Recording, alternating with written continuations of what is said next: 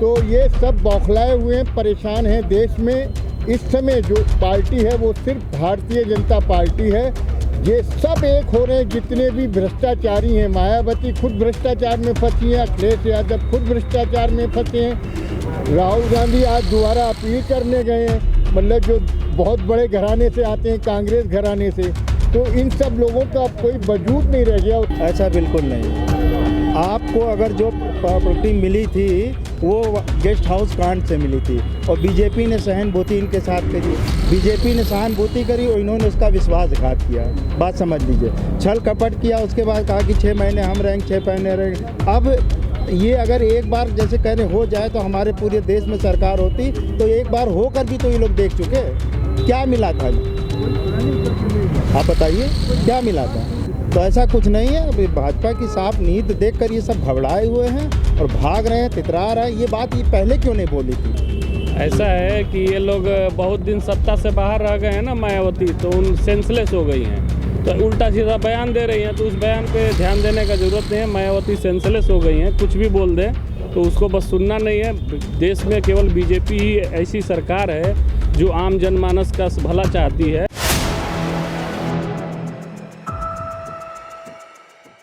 4 PM news network में आप सभी का स्वागत है। मैं हूं क्षितिज कांत। बता दें, बीते दिन मायावती का एक बयान आता है जिसमें वो साफ साफ कह रही हैं कि स्टेट गेस्ट हाउस कांड ना हुआ होता तो आज की डेट में बसपा और सपा की सरकार ज़रूर होती, पूरे भारत में ये लोग राज कर रहे होते।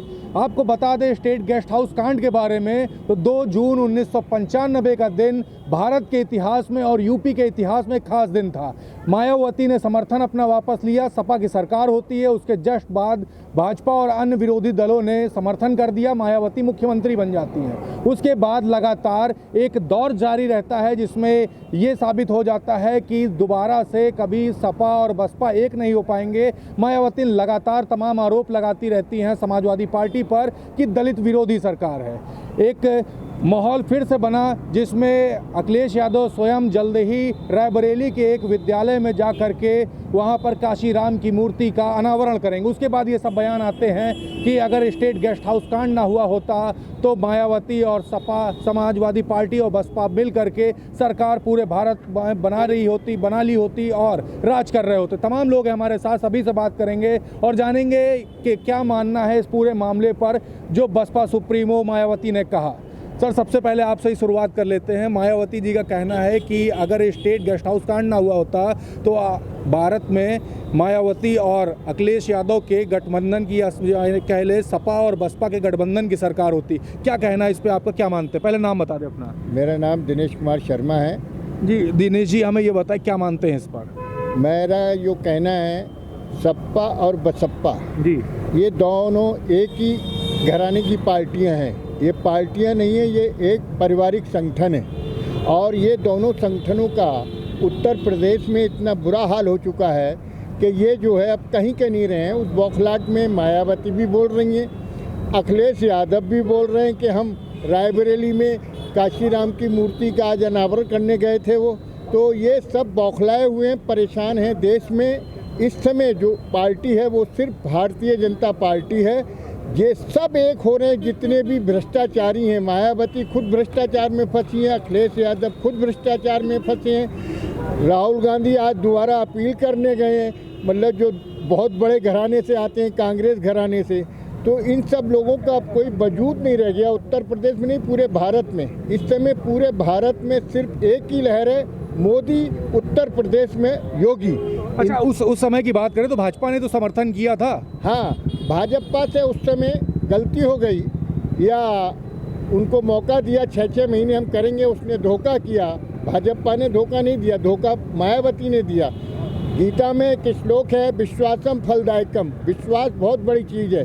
भाजपा ने विश्वास के बल पे मायावती को समर्थन दिया और मायावती ने भाजपा को धोखा दे दिया, तो उसका उन्होंने परिणाम भुगता और भुगत रही हैं और भुगतेंगी। अब ये दोनों पार्टियां कहीं भी किसी लेवल पे उत्तर प्रदेश में क्या जिले में भी संगठन में नहीं आ पाएंगी, ऐसा मेरा कहना है। लेकिन मजबूत विपक्ष तो सपा है भी, और अगर बसपा दोनों अगर साथ में अगर जुड़ जाते तो मायावती जो कहना उस पर आप बिल्कुल समर्थन नहीं कर रहे हैं। ऐसा है, हाँ, सपा जो आप कह रहे हैं मजबूत संगठन है, मजबूत संगठन नहीं है, मजबूत विपक्ष बोला मैं। मजबूत विपक्ष नहीं है। वो सिर्फ माफियाओं का, अतीक अंसारी जो है अभी जेल में गया हुआ है जिसको सजा हुई है, और दूसरा क्या नाम जो बांदा में है, मुख्तार अंसारी, और जितने आजम खां, जितने बड़े बड़े माफिया डॉन थे उत्तर प्रदेश के, उनको लेके मुलायम सिंह ने सपा गठन किया। मुलायम सिंह का इतिहास बता दूं अगर आपके, मुलायम सिंह खुद बहुत बड़े किडनैपर थे। पकड़ जिसको बोलते हैं उस इलाके में, इटावा मैनपुरी साइड में, वो पकड़े कराते थे। पकड़े करा के उन्होंने पैसा इकट्ठा किया। उससे पहले वो दूध की सप्लाई किया करते थे, बलराम सिंह यादव और मुलायम सिंह यादव। मेरे नाना जी खुद सीएमओ थे इटावा में, तो आधा जिला दे रखा था कोई ये बदमाश माफिया थे। फिर इन्होंने डग्गा मार बसें चलाई, उससे अवैधानिक तरीके से पैसा कमाया, और फिर गुंडों को, पूरे उत्तर प्रदेश के गुंडों को मिलाया। और आप जानते हैं हर शरीफ आदमी गुंडे बदमाश से दूरी बना के रखना चाहता है, वो उससे उलझना नहीं चाहता। मगर इन्होंने ऐसा आतंक पैदा किया उत्तर प्रदेश में गुंडों को लेके, लूट खसोट, सारे सरकारी खजानों को इस तरीके से लूटा जैसे मुलायम सिंह की और अखिलेश यादव की खुद की निजी संपत्ति है। हम टैक्स पेयर के पैसों को लेके इटावा और सैपई में करोड़ों रुपया फिल्म इंडस्ट्री के हीरोइन बुला के वहाँ पे खर्च करते थे। क्या किया पूरी जनता जानती है। अब मायावती और सपा एक हो भी जाए तो भी कुछ कर नहीं सकते। सारा विपक्ष इस समय देश में एक हो रहा है।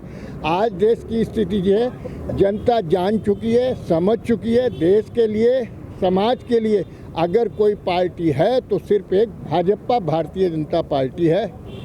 भाजपा एक बता रहे हैं, भाजपा ही पार्टी है जो सबका मतलब सोल्यूशन है, लेकिन मायावती का तो साफ साफ कहना है कि अगर स्टेट गेस्ट हाउस कांड ना हुआ होता तो आज की डेट में पूरे भारत में सपा और बसपा का गठबंधन राज कर रहा होता। ऐसा मेरा मानना है। नाम क्या है सर आपका? प्रमोद कुमार राय जी। ऐसा मेरा मानना है कि जो मायावती जी द्वारा जो ये कहा जा रहा है कि गेस्ट हाउस कांड जो हुआ, मैंने भी तमाम संवाददाता और मीडिया का भी मैंने पढ़ा, उसमें ये स्पष्ट रहा कि कोई समाजवादी पार्टी की तरफ से कोई नियोजित प्लानिंग करके उसका कोई कांड करने का नहीं था।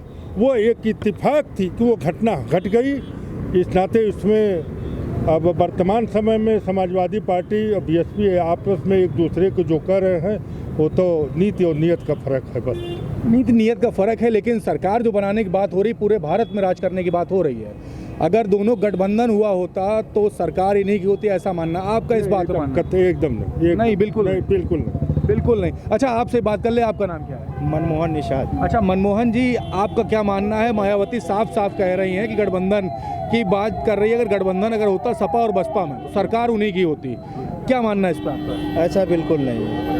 आपको अगर जो प्रॉपर्टी मिली थी वो गेस्ट हाउस कांड से मिली थी, और बीजेपी ने सहानुभूति इनके साथ करी। बीजेपी ने सहानुभूति करी और इन्होंने उसका विश्वासघात किया। बात समझ लीजिए, छल कपट किया। उसके बाद कहा कि 6 महीने हम रहेंगे, 6 महीने रहेंगे। अब ये अगर एक बार जैसे कह रहे हो जाए तो हमारे पूरे देश में सरकार होती, तो एक बार होकर भी तो ये लोग देख चुके। क्या मिला था आप बताइए, क्या मिला था? तो ऐसा कुछ नहीं है। अभी भाजपा की साफ नीत देखकर ये सब घबराए हुए हैं और भाग रहे हैं, तितरा रहे हैं। ये बात ये पहले क्यों नहीं बोली थी? आज इनको ये बात गेस्ट कांड की याद आई। अच्छा, अभी की बात कर ले, अभी 24 में चुनाव भी है, प्लानिंग उसको लेकर के भी हो रही। क्या लग रहा है कि गठबंधन अगर हो जाता है तो क्या मजबूती से फाइट होगी? हम कह रहे सारे लोग गठबंधन कर दे, बीजेपी की सेवा कोई नहीं आएगा। कोई नहीं आएगा। और बताइए क्या कह रहे हैं? बीजेपी की सेवा कोई नहीं है। आपका नाम क्या है? धनंजय सिंह नाम है मेरा। अच्छा धनंजय जी, क्या मानते हैं? बोल दिया साफ साफ, बीजेपी के सिवा कोई नहीं है। अगर सारे गठबंधन, सारे विपक्ष एक साथ हो जाएं। मायावती भी साफ साफ कह देती हैं कि अगर सपा और बसपा का गठबंधन अगर जिस तरीके से था और स्टेट गेस्ट हाउस कांड ना हुआ होता तो आज के डेट में बसपा और सपा गठबंधन देश पे राज कर रहा होता। ऐसा है कि ये लोग बहुत दिन सत्ता से बाहर रह गए हैं ना मायावती, तो उन सेंसलेस हो गई हैं, तो उल्टा सीधा बयान दे रही हैं। तो उस बयान पे ध्यान देने का ज़रूरत नहीं है। मायावती सेंसलेस हो गई हैं, कुछ भी बोल दें तो उसको बस सुनना नहीं है। देश में केवल बीजेपी ही ऐसी सरकार है जो आम जनमानस का भला चाहती है। तो हम सभी लोग समझदार हैं, चाहे वो निम्न वर्ग के हो, उच्च वर्ग के हो, किसी भी वर्ग के हो। सब लोग मिलजुल के चाहते हैं कि देश में हमारे देश में प्रदेश में अमन चैन की ज़िंदगी जिए। और योगी सरकार जो काम कर रही है उसके लिए किसी वर्ग विशेष के लिए नहीं काम कर रही है, सभी जनमानस के लिए काम कर रही है। तो भाजपा ही विकल्प है और कोई विकल्प नहीं है। और ये जनता समझ चुकी है। ये लोग उल जुलूल बयान ऐसे देते रहेंगे, चुनाव आएगा, भाजपा बहुत मजबूती से जीतेगी और कमल का फूल खिलेगा। अच्छा, कमल का फूल खिलने की बात कर रहे हैं, लेकिन अगर हम ग्राउंड स्तर पर अगर बात करें, जो एक दलित वर्ग की अगर बात करें तो सबसे बड़ी नेता उसकी मायावती ही है ना?